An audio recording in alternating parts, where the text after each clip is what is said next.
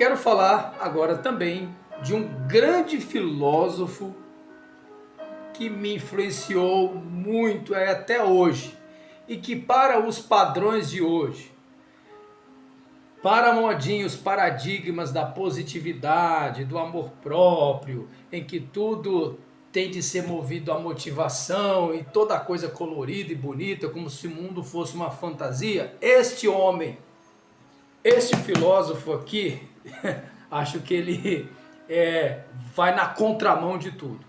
Arthur Schopenhauer, este filósofo alemão que morreu em 1860, grande filósofo que influenciou muitos outros grandes filósofos e escritores. Ler Arthur Schopenhauer é você realmente também, como eu falo em vários vídeos, é produzir uma profunda consciência da realidade e encarar ela de peito aberto, sem medo. Ele foi mistificado, tá? Ou seja, taxaram ele de um filósofo pessimista, como se ler Schopenhauer você sabe, alimentar a depressão, a tristeza, é coisa de gente que está melancólico. Muito pelo contrário. Ler Schopenhauer é você oferecer para a tua consciência uma limpidez lapidar da realidade, de forma cristalina, porque ele é implacável, ele é visceral em expor as entranhas da realidade sem amaciar, no popular aqui, sem ser politicamente correto. E ele foi perseguido, foi rejeitado na época em que as pessoas queriam aquilo que correspondia às suas vontades, né? Daquilo da modinha, como na época era o Hegel, aquele idealismo alemão que ele era completamente contra, ele confrontava, inclusive as aulas dele tinha meia dúzia de alunos, enquanto as aulas de Hegel estavam lotadas de alunos, ele mesmo fala nos textos dele, tinha meia dúzia de alunos. Por quê? Ele desenvolveu uma filosofia que eu considero uma filosofia da realidade. E se você aplicar na tua vida, pode ter certeza que só vai te desenvolver como ser humano calcado e fundamentado naquilo que é real e verdadeiro. E outra coisa, aquilo que eu falo em todos os vídeos, é conhecimento transformador, não alienador. Não é conhecimentozinho coach de prescrição, de felicidade, de prosperidade, sabe, que vai alimentar a tua autoestima, teu ego e blá blá blá, esse blá blá blá todo. Não, isso aqui te coloca ler Schopenhauer te coloca os pés no chão. As principais obras dele: O Mundo como Vontade e Representação, volume 1, volume 2. E tem o chamado, conhecido nomezinho esquisito, mas chama-se Parerga e Paralepomena. Você que é estranho o nome, mas o que é o Parerga e Paralepomena? É um conjunto de pensamentos e reflexões que visavam aconselhar as pessoas. É isso que ele começou a fazer na velhice. Ele desenvolveu a filosofia dele, não foi reconhecido na época. Então ele já tinha uma reserva, ele herdou do pai dele uma boa herança, aplicou ali e tal, e ficou na dele em casa, desenvolvendo a filosofia dele, e também desenvolveu o Parerga e Paralepomena, ou uns falam Paralepômena, enfim, e que no Brasil este livro foi, digamos assim, dividido, foi fragmentado em vários volumes. Por exemplo, A Arte de Ter Razão, A Arte de Envelhecer, A Arte de Conhecer a Si Mesmo, o que mais? Fragmentos da Filosofia, esse aqui, O Ofício de Escritor, ele fala aqui sobre a morte, né? Então, Verde fala sobre a morte. Então são temas, cara, que nem muitos não gostam, né? As pessoas querem ler aquilo que romance, coisinha, água com açúcar. Então ler Schopenhauer é você, sabe, entender que a vida não está aí para brincar. Então você constrói um caráter, um pensamento forjado em algo consistente. Por quê? Por isso que eu estou aqui dizendo para você. Não estou motivando você a ler Schopenhauer. Estou conscientizando você da importância inexorável e imediata de ler pelo menos alguns destes livros do Schopenhauer. Não estou dizendo para você ser especialista, mergulhar em toda a filosofia de Platão, de Nietzsche, de Aristóteles, de Schopenhauer, mas que leia. Olha, você lê um livro como esse, por exemplo, é muito interessante, ó, A Arte de Conhecer a Si Mesmo. Né? Então você pega, vou até ler um trecho aqui, ó. Vamos lá, vou ler até só para você ver que ele fala aqui, está tudo anotado aqui, mas ó, ele fala assim: é assim como há aqueles que temem bestas ferozes, sem as odiar. Você teme homens, pessoas que, isso é uma metáfora, né? Que são como bestas ferozes. Assim se passa comigo em relação aos seres humanos. Porque ele tinha uma mentalidade que na filosofia é chamada filosofia da suspeita também. Claro que deram esse nome pessimismo, né? Ele era muito desconfiado, que ele até chamava do exemplar ser humano. Ele até gostava do animalzinho dele, que era o cachorro, né? Então ele tinha uma suspeita, uma desconfiança. Ele era cismado com os seres humanos, com o mundo, sabe? Ele achava que o mundo era uma grande máquina de moer, de triturar. Então tudo bem que ele exagerou, claro, obviamente, ele tinha alguma coisa, algum distúrbio. Nós devemos viver de uma maneira paranoica, acreditar que o mundo vai explodir. Mas assim que ele vivia, expressou isso na filosofia dele. E tem muitos aspectos interessantes que é interessante nós absorvermos. São choques de realidades. Então, às vezes, certas concepções hiperbólicas que nos são apresentadas servem como impactos em nossa vida para que a gente possa pensar, analisar, não necessariamente levarmos ao pé da letra essas hipérboles, estes exageros. Né? Não, você saber filtrar, dosar, né?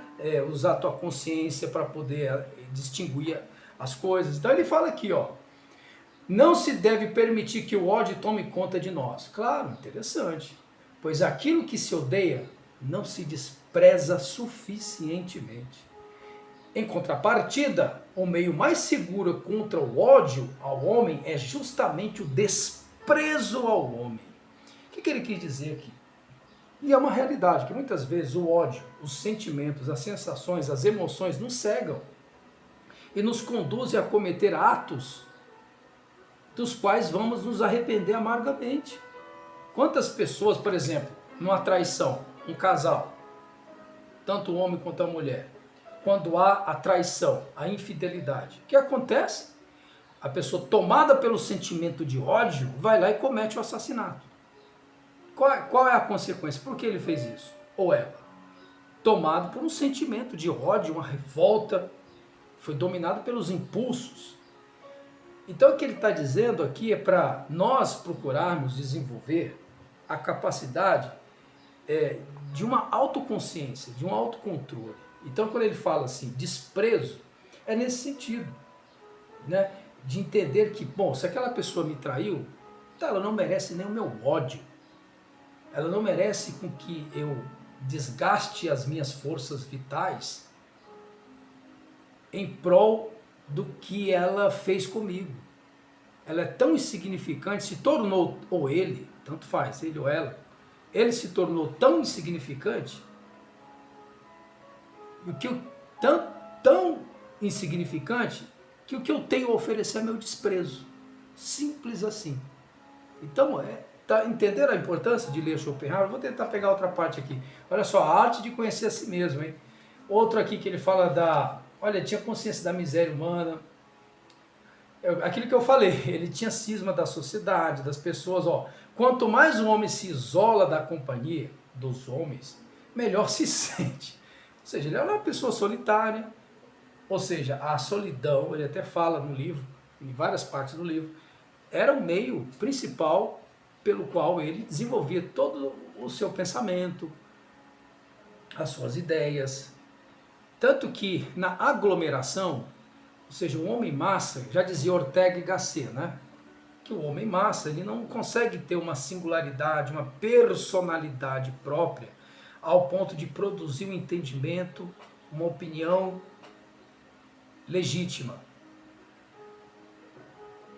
O homem massa ele tem o intelecto, a psique, a mentalidade coletiva. Logo, todas as suas opiniões e pensamentos serão terceirizados. Serão de acordo com o coletivo. Será uma reprodução, uma xerox, né? Então ele não é capaz, por ele mesmo, né, de desenvolver um pensamento próprio.